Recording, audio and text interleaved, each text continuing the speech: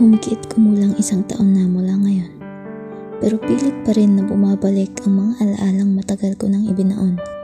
Mga alaalang kumukulo na naman sa akin sa ikalawang pagkakataon at kasabay ng mabilis na dalo ng panahon ay nandito pa rin ako, naghihintay ng sagot sa lahat ng mga tanong.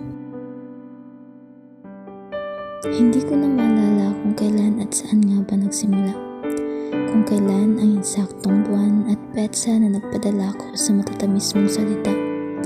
Wala ka naman kasing mintes sa pagsasabi ng kumain ka na ba, ikaw lang po gusto ko, wala nang iba. Mga tipikal na salitaan ng mga lalaking pa-fall na pilit pinaparamdam sa'yo na ikaw lang ang sapat na, pero ang totoo, pinaglalaruan ka lang pala.